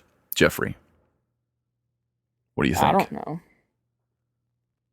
Do you think Vance wants to be a paladin again? I think he's moving that way slowly. Okay, so you think he is slowly sort of getting back to that Yeah. mindset? Because in the season 1 Q&A, you were asked, will Vance become a paladin again? Will he be restored? And your answer was absolutely not, no. Which is because obviously of where you were. I mean, we had no idea at the end of season 1 where we were going with season 3, obviously. I mean, not that it was going to go this way anyway. So you think that he is potentially open to the idea after the events of season Yes. 3? Okay. All right. So that answers that. Let me see. This one is from Danny I could say Pooty or Walker. That by technicality, I've still been a paladin the whole time, but it's You been have. an oath breaker. Yes, and Lonely Chi specifically said a paladin of Palor. So maybe there are definitely some talks going on between Vance and Palor now. I was just asking, or I was going to ask a question. I clicked it, and now I don't know Oh no. which one it was. Wow. I just have a checklist. It was this one from Walker. Are there different timelines? What if a certain point in time the party had multiple options that created different timelines? That literally happened in episode 15 of season 3, or 16 rather, When? when Saul was given a choice Oh. that branched. But that was potential timelines. Are there different timelines? Yeah, it's potential timelines. We're not going to go and do Oh, another gosh. season 3. What if this? You're going to see sort of the eventuality of this timeline in season 3.5. So That's why I was asking whether, with the time past, what Brackle and Jim were doing. 'Cause I'm like, well, if we go back and play that, then I'm definitely steering towards ruining what you've put up and fixing, stopping the fall. no. So Kjorg's season, which is season 4, will be Kjorg centric. Jeffrey will be playing Kjorg in season 4, so prepare yourself for that. That'll be something. We're all looking forward to that. It will be set in the time of winter, and it will be set in the city of Dimmerhold. That's where he's going. That's his job. So we're going down that path. There will be repercussions from season 3.5. That's just the way it's going to be. So, as far as Brackle goes, Brackle's kind of doing other things at home, and he's going to be heading toward Venthaven for season 5. Was season 3? This is funny. This is from the Lonely Cheese. Was season 3 at all influenced by the recent 5e book Descent into Avernus? Not at all. No. No. There was not at all. Zero. We were deep into this when we found out that they were releasing that. Alan, I think, messaged me and was like, dude, Wizards of the Coast is spying on Yeah, it us. was pretty crazy. I remember that. I remember you saying And something about it it was, when we recorded one day. Go ahead, Alan. Yeah, and it wasn't just that. If you watch the show Disenchantment on Netflix, which is like the Futurama, but in Fantasyland, by the same guy who does The Simpsons and Futurama, it was the exact same plot Yeah. for season 2. Yeah. It was. Even to the point It of was. they went to hell so that they could sneak into heaven and bring somebody back. For real. It Seriously? was hilarious. We were texting me about it. Yeah, that's literally it. He was texting me about it. I'm like, what is happening right now? How did this all happen at once? This is a question from Brinley C. What was the hashtag for season 3? I think it should be hashtag save that guy, comma guy. That's a good one. So to clarify, the hashtag for season 1 was hashtag save the tree. The hashtag for season 2 was hashtag kill the mayor, I think is what we settled on, which Yes. was a patron recommendation. We have never settled on one because it's tricky, because it's like, Hashtag go to the hells. Yeah, and we can't do that. We can't do that. So it's like we're open to recommendations. I like hashtag save that guy, comma guy, but I don't know. I think there's a lot. There's just so much that happens in season 3. It's hard. It probably needs multiple hashtags. Was Dufon Ray Char's dad? Are you my dad? My dad. mommy. I don't think he was his physical dad, but Char never had a father figure, so He, maybe in a sort of not the physical sense, but I don't know. I guess Char No, was like, he was not. "Who's this guy?" Huh. And that was pretty much the extent of their. He That's it. He was Yeah, like, that was it. "I don't want any part of this." Joe Riggs presents this question for you, Alan. Me? You said that you based previous characters on aspects of your personality dialed up to 11. And I was curious, was that the case with Char, Mander? And what part of yourself did you amplify? The worst. Part of myself. All the worst parts. Not all of them, Yes. just a few of them. Believe me. Just a very specific few. My next character is going to be the other worst parts. Oh no. Oh, no. Oh, no. So I am very prone to cynicism, and I know I put on a cheerful, goofy veneer. I think that's a word that means something similar to what I'm trying to put forward. I like to joke and laugh, but there's a part of me that is very cynical and just not quite nihilistic, but if you've ever read the book of Ecclesiastes in the Bible, Vanity of Vanities, there's a part of me that really resonates with that. And Char is that. He's basically, so like, if I didn't have certain convictions and beliefs in my life that grounded me to reality and that made me believe that things do matter, I would very much be a nihilist, like Rick Sanchez from Rick and Morty. Or not Sanchez. Oh my gosh. Is that his last name? What's his last name? It's Rick Sanchez. Yeah, Yeah, Sanchez, It's yeah. Sanchez. So anyway, Char was sort of him, just where nothing matters, nothing goes. There's sort of like a lost spark of wonder and joy that had been not beaten out of him. It wasn't like some big dramatic moment. It wasn't even something like, oh, his daddy never loved him and he got beat up in school, so he became cynical. It's like, no, just over time, he lost interest in basically everything and didn't think there was much worth striving for, and just lived for the sake of now, but didn't think much beyond that because he had no conviction. Char is someone with no conviction and just nothing matters. Vanity of vanities. It's all empty. But he's not so. He doesn't lead him to despair. It just kind of leads him to, well, whatever. Yeah. What's the point in being sad? Because there's no point in anything. It's his whole thing. So, yeah. Yeah. Wow. I've talked a lot about Char to my therapist. Sharia asks, why and how did Guy get into the Vault of Souls as opposed to the astral plane? Did Nimvarga bring him when the headless dragon busted in the second circle? Yes. It's kind of like Guy said. He said something to the effect of, like, he remembered it was almost like he was being carried by the dragon. The whole thing in season 1, in the finale, where the dragon could basically possess their unconscious bodies, he was possessing Guy when Guy died completely. And in doing so, it latched on to the dragon, or the dragon latched on to him. And so he just had it. He took the soul, he possessed it, and he put it into the Vault of Souls to use with all the rest of them. So I almost ended up there as well. Sir Vance. Could have been. Mm-hmm. Seemed like Char was reluctant to stay behind in the Hells, but he ultimately stayed. Did he find what he was looking for in the Hells, or is he just wanting to putt around?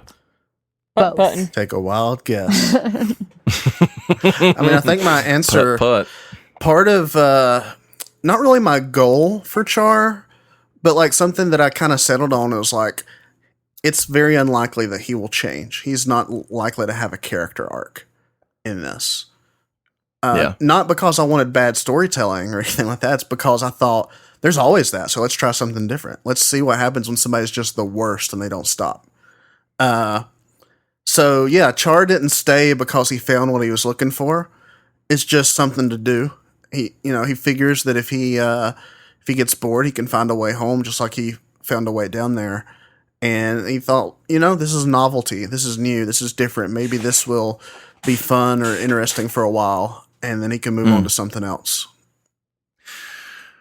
Yeah, I think Char is a complicated enigma. Let's just say that. We had a couple Mr. questions from sort of similar questions from Sharia and the Lonely Cheese. Were Braxton and Nimvarga truly there in the finale, or were they just hosts for the Crooked Father that happened to be the enemies the party encountered? Lonely Cheesehead, is Dimvarga alive, or was that a proxy created by the Crooked Father? That was their souls, which had been sent to the Hells, which were collected finally by the dragon. And the dragon, using its power and the power of the crooked god from the heart, using its flesh, gave them new flesh. They were reborn. That was them. And now they dead again. Double dead. Who knows what happened to their soul? Sharia also asked, was Cerastus too powerful to be completely controlled by the Swirlies / Crooked Father? So let me just quickly answer this. Cerastus did not, quote, bow the knee the way that many other of the Hells did. For example, the Whispering Circle and the Drowning Circle. They bowed and joined the Crooked Father, not the Crooked Father, rather, but the dragon, the Forsaken. Cerastus did not bow, mobilized his entire kingdom against them, and thus they were all annihilated until they were basically all killed except for the handful that managed to escape somehow with their lives to the swamps of the Sinking Circle or wherever else. And then they took Cerastus and broke him slowly. So was it not strong enough to control him? It's not that it couldn't control him, because it did. It broke him, but it broke his will. But in that moment, those moments with Saul and Vance, something came through and he had just enough sort of wherewithal to shove Vance through the globe, which is another question from Sharia, which was, does this mean that he turned out to be a good guy and realized the error of his ways and tried to help? No. Cerastus was a bad person. He was a self-serving monster. In the end, he chose to help his children over, not over himself, but just over this thing that he hated more than anything, this thing that had broken him, I mean, it doesn't make him a good person just because he did something that can be seen as good. He had done many terrible, terrible, terrible things, but he chose in his final moments to resist the power that was trying to take control of him. So hopefully that answers that. Will we ever see these characters again from Sharia and Griffin Cochran? Do you think we'll be seeing Char and Misk again? And if so, will it be NPC style like Lorik, or will it be following Sir Vance and Saul through the natural plane? P.S. Sari, which is the Solemari, said, I shipped them the whole time. Sharia said, are we straight transitioning into Kjorg's time? We're getting 3.5. So here's what I'll tell you about 3.5 for sure. You will see Misk and you will see Vance. No one told me this. In 3.5. I didn't know.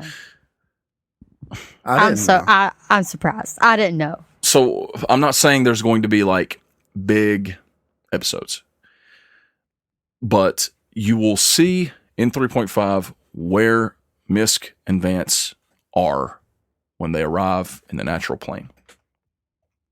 Where are they? You'll see them I again. farted. Will we see them again season, will they be the primary characters in the season again? Probably not. But that doesn't mean that we won't see them again in the show. Will we use them as NPCs? Maybe every once in a while, possibly. But those characters have had, both Misk and Vance and Saul, all three of those characters have had 2 seasons.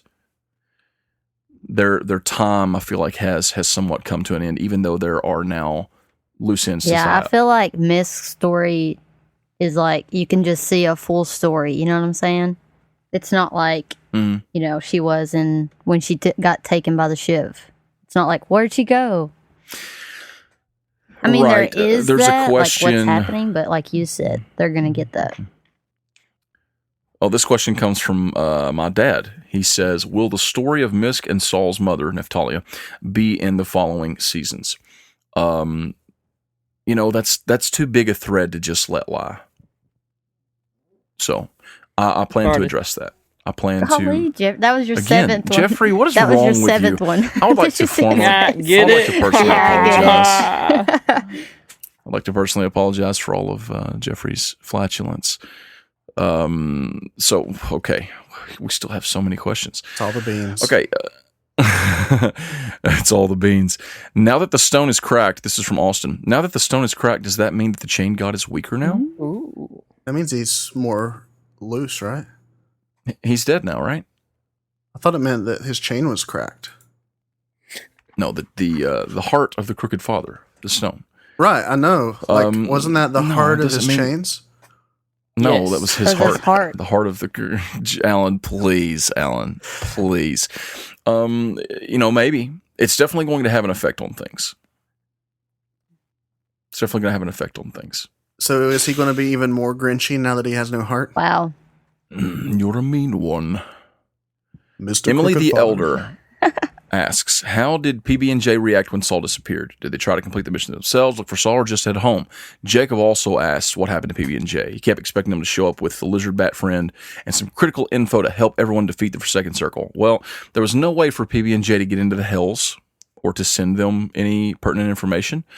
You will see PB&J, God willing, and everything, and get the vision of that and what occurred in season 3.5. Were the sandworm things inspired by the book Dune? They kind of reminded me of the sandworms from Dune. This is from Eli. I mean, yeah, kind of. I've never read Dune. I've never really seen the film, but I know of the worms, and I was definitely, influenced by that. I read it this year, and I talked extensively about the worms to Paul. Every night. You did. I was texting him, man, And, these worms, am I right?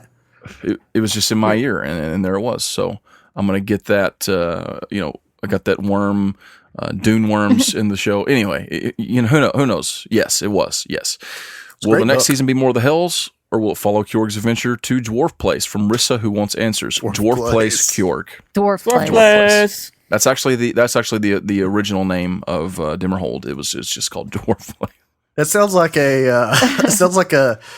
a avenue or something. Like, this is at 321 Dwarf Place. Dwarf Place. Yes. Is there still a threat of the Crooked Father, even though they destroyed the heart/stone from Sharia? Yes. I found out how we get rid of him.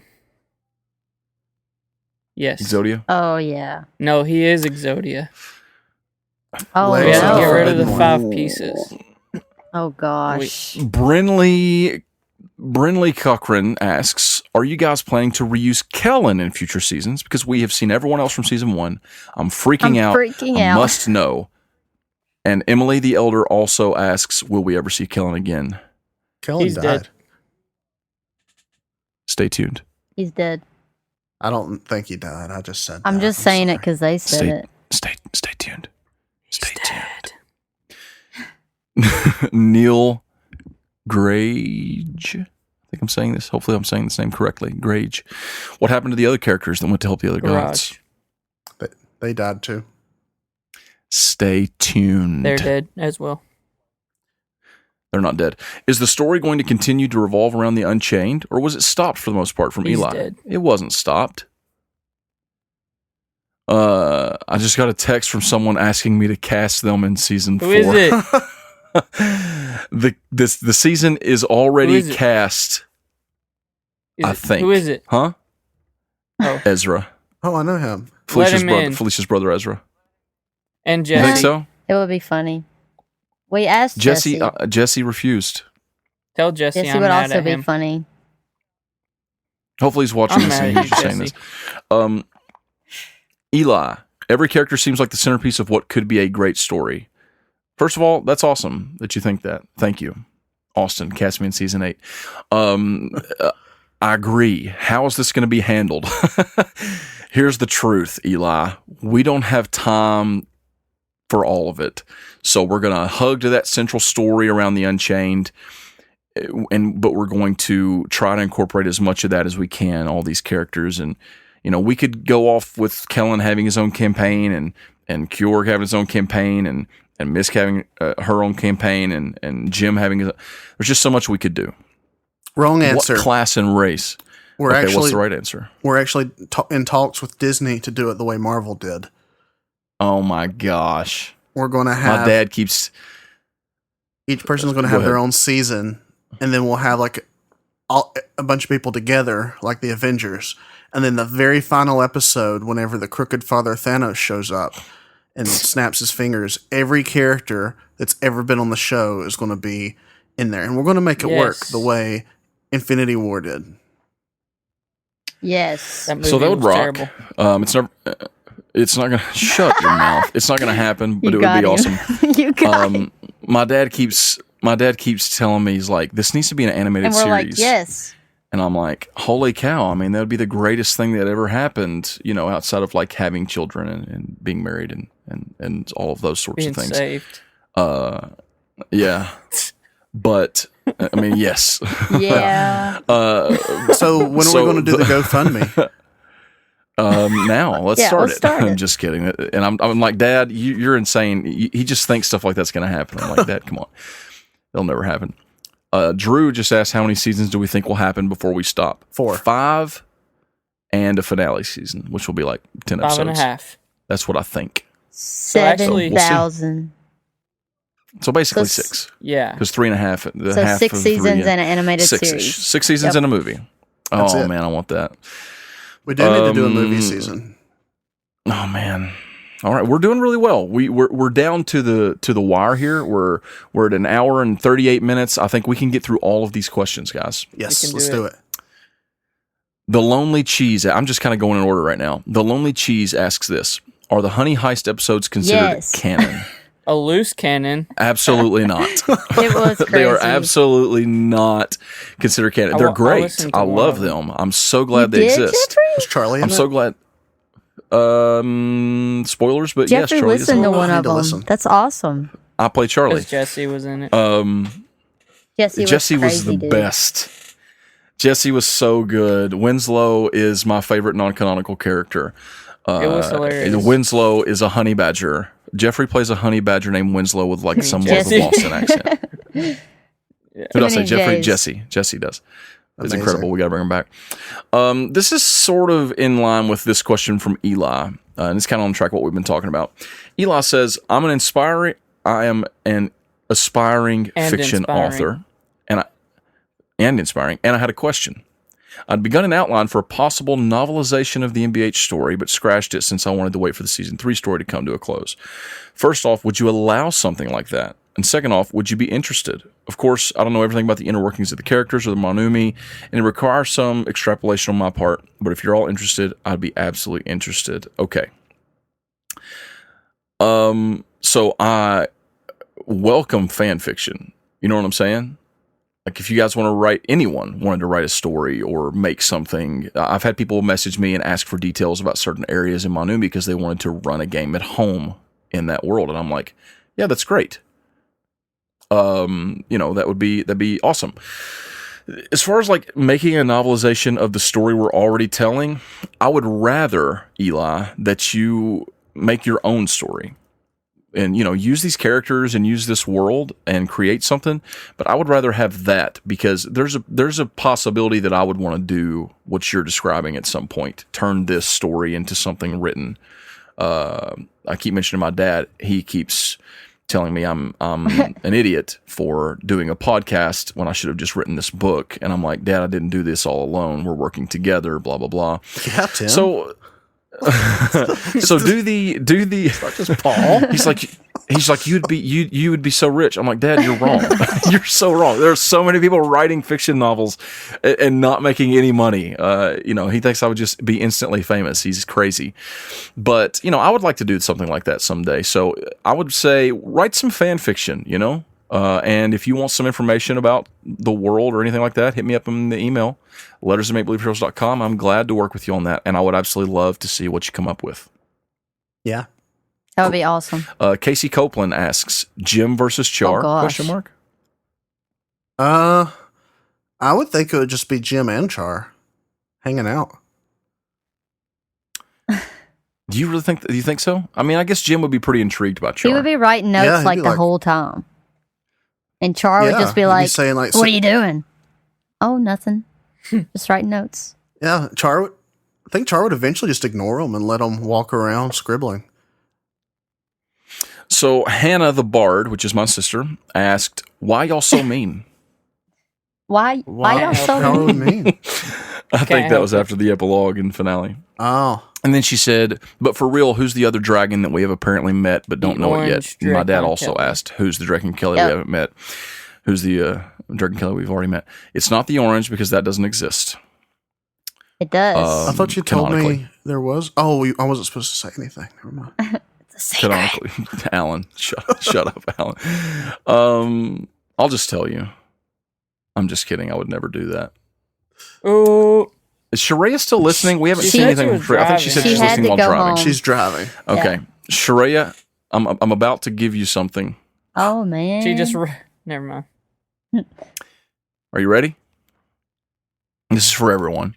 There is an ongoing fan theory of who this Drake and Kelly might be. It's the orange one. The number one prevailing theory. Do you guys have a guess? Who do you think it I is? have a guess who the number one Any- fan theory is. Who's That that? dwarf guy from the first season. Dorvost Frostbeard, right? Yeah, and I made Anybody a else guess, have a guess? and you Paul, told though. me it was wrong, so I no longer have a guess. Oh, okay. Pauldo. Okay. I don't know. I didn't even remember who that was until you mentioned him a while back. My guess is that it's Hope and Kel. Okay, well, that makes sense. Dorvos Frostbeard is not a Drake and Kelly. Oh, who is? I knew that. I'm not That going was to tell my you. guess, It's not. and he that was her like, guess. "No, She was it's convinced. not." And I think so is Brohas and Sharia. I think they're both convinced he is not a Drake and Kelly. So there you go. There's your freebie. Let's see. Let me I hit know these who really it hard. is. It's And Gretchen. quick. Eric Stoltz. I know Which who is the also Draco Walker. Kelly is. Will Billy Idol appear in season 4? Yes, he No. will. Uh, I'm signing no. up for Is that the the Piano Man? Patreon where That's you funny. create a character. I just noticed that Sharia. I just noticed that And I'm gonna make- no, Jeffrey. What was his name again? What was the Huh? name? Oh, okay. I won't say. It was Billy Idol. He also asked if Phil Collins will be a recurring guest in season 4. No. I'm signing up twice. Billy D. Williams Walker. Can you make sure Vance survives everything? No. I can make sure of that. Hannah just said, "Paul, you trash panda." She called me a trash panda. She just messaged me personally. I guess that's hurtful, Hannah. Are there alternate dimensions in MBH from Walker? Yes. Not really. I mean, there are other planes. that's So yes. That's Dolly Parton, but not like Walker. string theory dimensions. Yeah, no. Is the Candle King and Drake and Kelly from Emily he's just the evil. Elder? There's your answer. I don't know. Is the Candle There- King's cat a Dracon Kelly? No, he's just a cat. No. No, he's a cool cat. Emily the Elder also asked, will Pauldo, my favorite NPC ever, make a comeback? I expect Pauldo will show up again at some point. Is there or could there be corrupted versions of the Drake and Kelly made by the Crooked God or some other evil? Oh. And if so, what can they be referred to? Because I'm making a homebrew and thought to ask from Ocean's Wrath. There could be. That'd be really cool. That's a really cool idea. What do you guys I think? missed it. What did you say? I think it's. Are there corrupted versions I of the don't think Drake there and are Kelly? Probably. any, I but mean, I could see Dimvarga. that being a thing I mean, Dimvarga was Yeah, bad. that was my that fault. you could have done if you would have thought about it. I mean, I think that they could definitely go through something like Dimvarga and become bad. And be bad, you know. Did I mention bad? You know? So that would be their choice. So, Yeah. I think they're Yeah. all But I don't actually think they're evil. all bad. I think they're all good. they're not all Oh, good. come So, Dad on. asks, are you ever going to kill the Shiv? Please say yes. I'll get Wow. him eventually. Who's that? Me, Yeah, but who's that? Joe. Okay. Know him. And Angie? This is from Paul 4. For real, that's Yeah, I the name. see that. Paul 4. Paul 4 says, "Is it a podcast where you play Dungeons and Dragons with each other?" Not today, actually. We have had more questions submitted while we've been Oh, recording. wow. Wow. That's cheating. Somebody cheated. There's some in the You YouTube actually- as well. Oh my goodness, for real? I don't think we're gonna make it. You want to know who the other Dracon Kelly Yes, it is. Who? It's the Misk. gnome guy that had the boat Oh, with the in daughter? Fallen Grove. Yep. I thought it was Jupiter. Oh, Jupiter and Mars. And Juniper. Uranus. Juniper. All Oh of the my planets. gosh. Can you create a funniest best moments montage? I mean, I that'd be would. great. You also could, whoever is out there in Discord land. Yeah, you definitely could. You could download the episodes and cut them together and send it to us. Kind of like the song Trackpad made for us, the Rolling for Poop song, which is still Great. my fave. Have you guys ever considered doing a module campaign for the podcast? Have you considered doing a second universe campaign separate? No to the module. The whole other universe thing, not really. I've run games like that at home. But nah, not for the show. Let's see. Could we legally do a module? Like, I don't know how that works exactly. What's a I don't module? either. I have no idea. Like a Like written. like Horde of the Dragon Queen or Yeah. anything like that. Like, I know they send it out to like really popular podcasts and have them play it Yeah. for, but I don't know if like that would put us in any legal binding since we have Patreons with it. Yeah, I don't know. I don't know either. Paul 4 also says, can we finally have live games on the NBH, like live games of us on the website or something like that? That would be tough. We've talked about it. Probably not. Editing is magic. Our Yes. show would not be as good if it was not It would edited. not. Paul 4 also said, thanks so much. Love the podcast. Great work. We're doing as a DM. And do I have any tips or tricks for a new DM? This was also asked by someone in one of these snuck in questions here. What do you think is the best way to do a D&D podcast? That's a big question. Maybe Best sometime we'll do a answer special is make sure episode. that I'm on the podcast. Oh gosh. Yeah, just have Jeffrey. give him a and flute. you're there. Yeah, Yes. He has a do modest that. fee. please. Gemma asks, why does Jeremy have the best characters? And since he's not here, I will plainly say, I'll let What? Jeffrey answer. Who? Oh god. Why does Jeremy have the best characters? I gotta say, he doesn't. Yeah, there it is. That's it. That was the answer I Are was the looking worst characters. for. We love Jeremy, and he does have great characters. You guys all have great characters. Man, we are coming down to it. Let's see. Austin On an says, unrelated, "Are we really Yes. ready for unedited Jeffrey?" No. no. Yes. The Lonely Cheese asks, what has been the best part of your time in quarantine? Ooh. Jeffrey. Probably the garden food that we grew and ate and are still eating. Yeah, fresh garden food is delish. Did you make the garden because of the end of the world, or was that already something you were planning on? I think that they were like maybe a little bit, but not because they thought, oh, we're never gonna have anything. It's just like maybe it's just something we should do anyway. And this Yeah, a good time to start, I guess.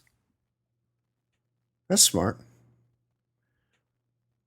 Alan.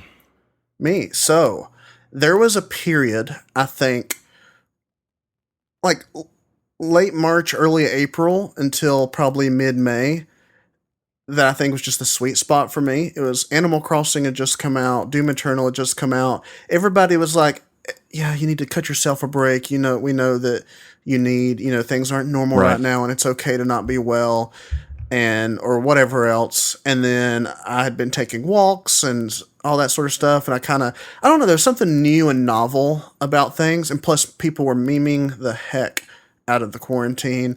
That was back when Tiger King was still, which I still haven't watched. But it was like huge. And they were just, that was before we were like, oh, this is going to be forever. Not literally forever, but it was like, oh, it still might be a month. It still might. And so like, that was like the sweet spot. I felt like there was a sort of alleviation of responsibility, not in the sense of, oh, everything goes, nothing is illegal, but more like it's okay to take a breath and just kind of chill. And I don't know, it was relaxing. And then eventually everybody was like, well, we got to get back to our regular lives, except we can't, but we gotta. So now we're doing now everything's remote, everything's online, it's back to business and stuff like that. So the novelty has worn off. But there was like that sweet spot for about month and a half, 2 months, where it was just kind of fun and chill.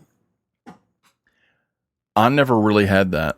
I never got that sort of, oh, now I'm at home a lot. The work I do is considered essential. It's slowed down a little bit, but for the most part, I worked right through everything. And my favorite part would probably just be keeping the podcast going, which was tough for me because of not having any break. We kept it going through the quarantine, and we've had a lot of people give us, like in reviews and things like, hey, it's been a huge help to us during the quarantine. Keep up the great work, and I really appreciate that. My other favorite part would be Animal Crossing. Animal Crossing came at the perfect time. Yes.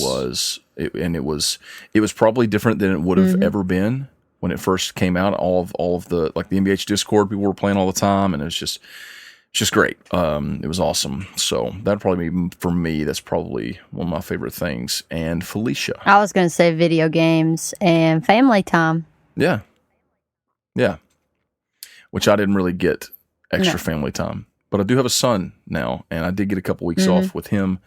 And I don't really associate that with the quarantine, but he's pretty awesome. He grinned at me yesterday for the first time, and I died and then was resurrected. So Wow. It's powerful. He's pretty great. He's very cute. His name is Link. He come to town. You come to save the Princess Zelda? He's great. So, so that is pretty much all of the questions. Can you guys believe we did it? We did We it. did it. We had a couple sort of snuck in here. One from Casey Copeland, I believe it was, or it was Captain Redbeard on the Discord. Asked, did we record season 1 and 2 in person? No, we have never. Seen We've each recorded other. like the first 2 episodes of season 1 we recorded together, me, Jeremy, and Jeffrey. Pretty much everything else has been, a couple of us might be together, like me and Felicia record in the same room generally, but it's remote always. Editing just makes it seem like we're in person. Yep. I live 9 hours away from Paul and like 6 hours away from Jeremy and Jeffrey. Yeah. Mm-hmm. Did you say we had some YouTube questions, Alan? Yeah. So one comes from Hannah Bard. Were Saul and Misk's characters inspired by Zuko and his sister on Avatar: The Last Airbender? Hannah asked That was this? an awesome question. Yeah. They've been watching it. Holy cow. Oh, yeah. Man, those characters. I think someone else has made this comparison before in our Discord, maybe. I think it was Emily or Ninja Riss. I can't remember. It's like that, but I don't know. That's a good question. Do you think there's any inspiration of that for you, Felicia? No, because we kind of, I don't know. I wasn't at the moment thinking that. I mean, I can see similarities, but I wasn't like, oh, I want a character like that. So, I mean, I like the similarities and, all that. Yeah, I can definitely see some parallels there. I love that. I love that Good show, show. by the way. It's a great show. Any other I questions? noticed a couple. There was... Oh, yeah, go ahead. Yes. Gladlock asked if there was any Tarasques. Oh my gosh. Keep asking about Tarasques, Gladlock, Madlock, Badlock, All Sadlock. those. That was also in the YouTube. Anything is possible. And Drew wants to know if we have a Discord so he can ask questions. Yeah, why do you keep asking? We have a Discord. You're in the Discord. I'm reading your question in Discord. Do you Which do you want our us? Discord. Discord. We just drew this out for you, okay? Okay. If you want to be on the Discord, $1 Patreon, you can get in the Discord, and it's the best. Hannah just texted me faux show. Pre-Monumi Misk is like his sister, and Saul is Zuko. I agree. Okay, so any other questions, Alan? I don't see any more in the YouTube. Madlock says, there's a Discord? Oh, here's one. Brooke asks for Jeffrey, when will the beard be coming back? Probably never. Oh wow. Never say I never, said probably Jeffrey. never. Okay. Well, I guess that's true. Takes the There edge is some off. doubt in probably. Yeah, it does. Okay. Wow, I feel like I just We ran a did. marathon. Season 3 was It huge. was. Huge. There was so much that happened. So many different, again, he farted. So many miniature arcs. I'm glad it's over. When I say that, I mean, I'm glad that we finished it. Going in, there was a certain point about midway through where I was like, this season's never going to end. We're never going to reach a conclusion. And we finally did. I'm proud of it. I try not to compare the seasons too much because it just feels weird. I don't know. I hope that everyone is pleased with the way things have concluded with season 3. And it did conclude the story of season 3, you know, what's going on in the Hells and these characters. What we're going to see in 3.5 is what happened off camera, because things happened and there will be long-lasting repercussions because of it. So basically, So season 3 concluded a lot of things from season 1 and 2, but it also it did. made things not conclusive. Exactly. Season 3, in a lot of ways, is heavily tied to season 1. It is its closure for a lot of things from season 1, and to a lesser extent, season 2. Season 2 set up everything that's to come. Season 1 was a lot more contained, and season 3 really, I think, answered a lot of the questions left there at the end. Season 1 almost felt like a prequel. It was. I mean, I've said this before, but when we were originally recording it, like, we even named our episodes, it was like P1, P2, because I was looking at season 1 as the prologue season. Yeah, And, prologue. That's what I meant, not prequel. It's sort of, you know, it equates to Prequel the is same, like sort of. the elite meme, so I could see why you would say prequel. Like, Oh, When do we get 3.5, Austin? As soon as I can. Give me some time. I got a new son. I might be experiencing a huge change career-wise, life-wise. And that could really make my time, like my schedule and everything, change. If that does happen, it could delay things a little more. I'm gonna work at it. My gosh, Jeffrey. You know, editing takes time, and this one is going to be even more difficult.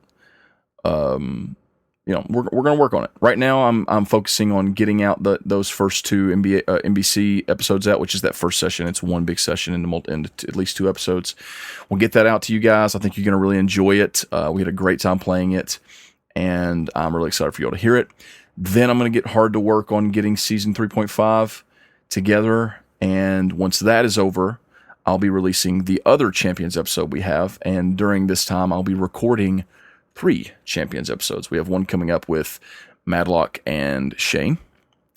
We have one coming up with Sharia and Braden, or Brohas. Brohas. And then we have another coming up with 2 younger patrons named Charlie and Jack. So we are excited about all of that. I think that does it. Both those 2 hours, Champions episodes to come out. Yeah, I'm excited to hear them. Season 3. Me too. Season 3 is over. It was a good run. It's the end. or has it just begun? Thanks so much for tuning in for this Q&A, guys. We will be doing another one for patrons in September. We'll just get together and chat, answer some questions if you've got them. Thanks for tuning in. Thank you for listening. If you're listening out there on the podcast release, thanks for sticking with us through season 3. We love you guys. We're excited about what's coming next. Stay tuned. Bye. Bye-bye. Spaghetti. Goodbye. Spaghetti.